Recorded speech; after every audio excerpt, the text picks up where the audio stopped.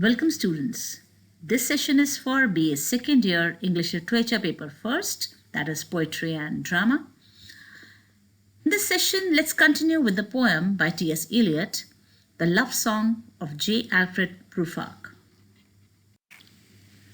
Before we continue with the poem, let's have some idea about what Eliot is trying to convey through this poem, The Love Song of Alfred Prufrock.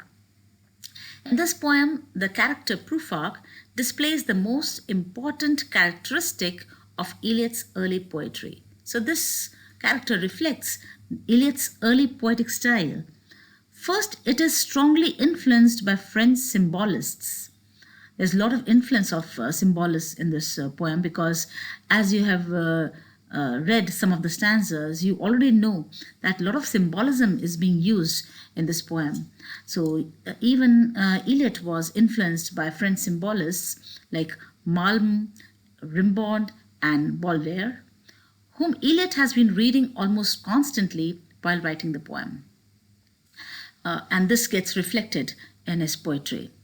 From the symbolists, Eliot takes his sensuous language and eye for unnerving or anti-aesthetic detail that nevertheless contributes to the overall beauty of the poem, The Yellow Smoke. So we see that Eliot, because he wishes to convey the barrenness, the loneliness, the isolation of the modern age, he uses anti-aesthetic details for that in a very symbolic manner. He talks about those restaurants with straw sawdust and oyster shells littered. So all these anti-aesthetic details, they contribute to the beauty of this poem. The symbolists too privilege the same kind of individual Eliot creates with Prufrock, the moody, urban, isolated yet sensitive thinker. Eliot creates in this poem this character Prufrock, and this character represents symbolically the modern man who is moody. He belongs to an urban area. He's isolated but yet sensitive thinker, and we see a lot of indecisiveness in his nature. However, whereas the symbolists would have been more likely to make their speaker himself a poet or artist, Eliot chooses to make Prufrock, an unacknowledged poet, a sort of artist for the common man. So symbolists basically, they speak through poets or artists. Eliot in this poem chooses Prufrock and he creates this character, a sort of an artist for the common man. So now let's continue with the text of the poem. In the room, the women come and go, talking of Michelangelo. So these lines are repeatedly used in this poem, these fashionable women coming and going inside the room and talking of Michelangelo. This also reminds us of how T.S. Eliot connects this to image of cat or fog that wishes to enter this room, but this cat somewhere is unable to find a space inside and finally settles outside and sleeps in a corner. This can be very well related to this character Prufrock, who at the same time wishes and desires to have a physical contact, but in the same time he also avoids this company because he is quite weak and he is in an unconfrontational mood. So this makes him afraid to enter this house. As we know that this poem has that use of fragmentation, the lines, for we as readers, it's very difficult to make connections, but we somehow are able to get meaning out of them. And then T.S. Eliot writes, and indeed there will be time to wonder, do I dare and do I dare? Time to turn back and descend the stair. Now this is again one more mental condition of this character Prufrock, because he does not have that dare to ask that question and he keeps on pushing the time. He is quite hesitant in the present moment, and we see that he has a time except now. So here he is not able to ask that question that might create a crisis in his life. So this fear makes him turn back and descend the stair. Now, this is again quite symbolic, time to turn back and descend the stair. That means he makes a lot of effort in his mind, because we see that he's playing with this in his mind itself. He's not going anywhere. Rather, he's planning and he's playing with these ideas. He thinks to ask certain question, but again he decides somewhere to push it in the future, and descends the stair here. Shows that he has somewhere decided not to ask that question in this present moment, that is now. With a bald spot in the middle of my hair, they will say, how his hair is growing thin, my morning coat, my collar mounting firmly to the chin, my necktie rich and modest, but asserted by a simple pin. They will say, but how his arms and legs are thin. Now, these lines, they magnify his fear by self-scrutiny, and this makes him to ask questions continuously how to comfort himself. His inaction is all due to social world that makes him lack strength to ask the question and face moment of crisis. So all these images that are shown over here, that people are going to say that how his hair is growing thin and how his arms and legs are thin, all these images here are detailed and described as the effect of deep social gaze.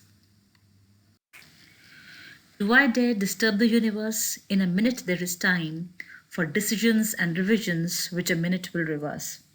So we see here that Prufrock is not at all ready to take any risk in his life, because he knows that if he asks that crucial question at the wrong moment, it is going to reverse all the conditions that he is surrounded with, and everything is going to change around him, and he's afraid of any changes.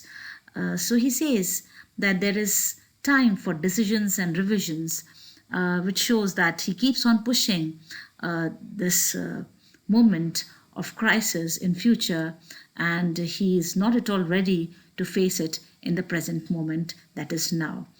So this makes him a character that does not want to come out of his comfort zone just by asking this question, and he is afraid, so he doesn't have that dare to disturb the universe. Now, disturb the universe somewhere denotes that this question is quite a critical one, and it's going to spoil a lot of comfortable things that he is surrounded with. For I have known them all already, known them all, have known the evenings, mornings, afternoons. I have measured out my life with coffee spoons. I know the voices dying with a dying fall, beneath the music from a farther room. So how should I presume? So in this stanza we see that Prufrock is imagining himself as experienced, but we see that the only way Prufrock analyzes is an indirect one rather than his direct intuition. He thinks a lot, but he feels very little, because we see in this sentence that when he says that I have measured out my life with coffee spoons, somewhere he thinks that his existence and his experience can be measured by the amount of coffee that he has taken. And these lines, I know the voices dying with a dying fall, beneath the music from a farther room, all this shows that he has a second-hand experience of love, somewhere, something which he has listened, something which he has not taken up himself. Now this last line, so how should I presume? So this shows his cowardliness, and he's quite unsure of the response he will get. So this shows that Prufrock lacks that boldness, and he tries to anticipate something instead of doing it. Now let's analyze the poem that we have done up till now. It is an examination of the tortured psyche of a prototypical modern man. So we see that how much of the psyche of this character is tortured. He is thinking and rethinking and is absolutely inactive. He is overeducated, eloquent, neurotic, and emotionally stilted. So it has affected him in a lot of ways. Prufrock, the poem speaker, seems to be addressing a potential lover with whom he would like to force the moment to his crisis by somehow consummating their relationship. So here the readers guess that perhaps Prufrock, that who is the uh, narrator, he is addressing he wants to address rather a potential lover, and he knows that the question that he's going to say or is going to ask is going to force the moment to his crisis, and maybe their relationship might end. Because of that. That's why he's so much hesitant and he's not that much bold to ask that question. But Prufrock knows too much of a life to dare an approach to a woman. So he does not have that dare in him to approach that woman. In his mind, he hears the comments others make about his inadequacies and he chides himself for presuming emotional interaction which could be possible at all. As he knows that he's unable to make that emotional interaction with that woman, and he's also concerned with what other people think about him because he finds himself inadequate in a lot of ways. The poem moves from a series of fairly concrete physical settings, the cityscape, the famous patient etherized upon a table, and several interiors. So this poem has series of a lot of physical settings. We see the city life, and then we see that how Eliot has started this poem with giving an image of a patient etherized upon a table, and there are several interiors that are given in this poem. We'll continue with this poem in my next session. Thanks.